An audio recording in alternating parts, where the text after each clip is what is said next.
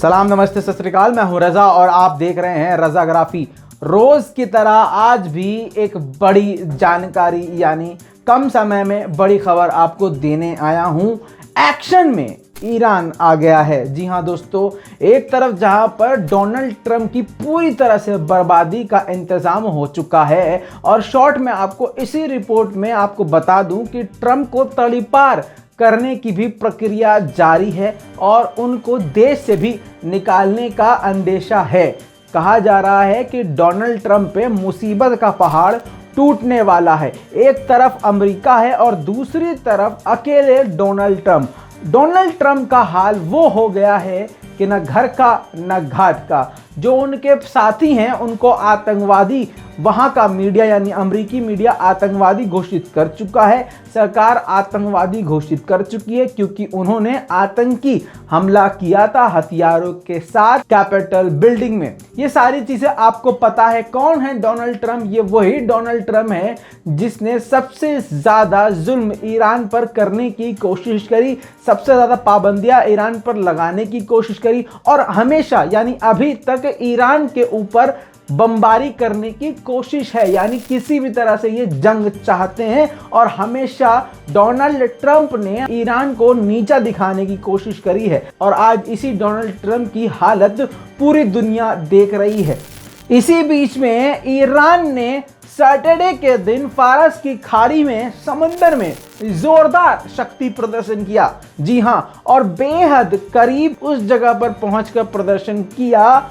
यानी प्रदर्शन की रेंज वहां तक थी जहां तक अमेरिका ने उस खाड़ी में ईरान से बचने के लिए, उसके हमलों के डर से अपना सबसे खतरनाक युद्धपोत यूएसएस निम्स लगाया हुआ है। जी हां दोस्तों, उसके बिल्कुल करीब यानी उसके करीब तक पहुंचकर ईरान के जल सेना ने खतरनाक प्रदर्शन किया।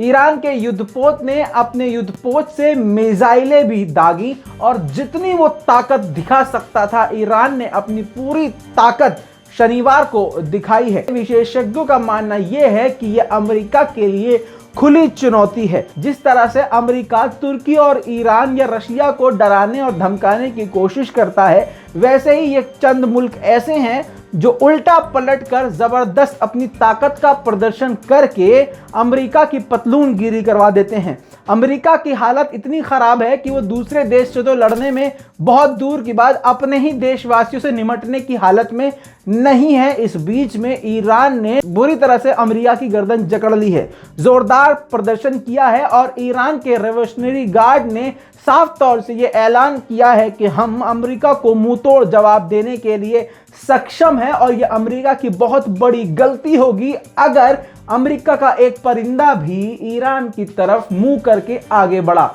दोस्तों, इस प्रदर्शन में यानी जब ईरान समंदर में अपनी कलाबाजी और अपनी ताकत दिखा रहा था तो इनके सभी युद्धपोतों यानी ईरान के युद्धपोत और हथियारों की निगरानी ईरान के एयरफोर्स कर रही थी, निगरानी ऊपर से। जी हां, ईरान के ड्रोन और ईरान के फाइटर जेट इस प्रदर्शन को पूरी रक्षा दे रहे थे, सुरक्षा दे रहे थे और पूरी इस पर नजर रख रहे थे कि कभी दुश्मन हमला ना कर दे।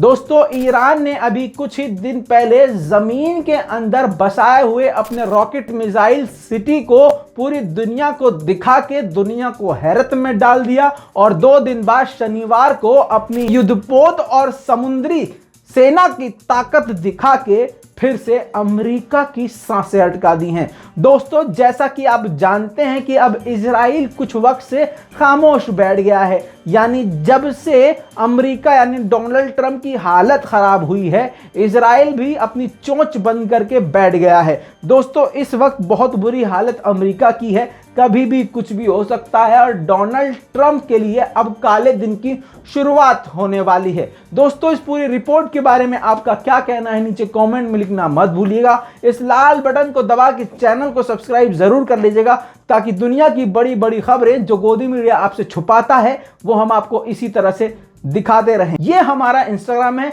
आप लोगों से गुजारिश है कि थोड़ा सा वक्त निकाल के अपनी उंगलियों का इस्तेमाल करके हमें यहां पर भी फॉलो करें। जय हिंद।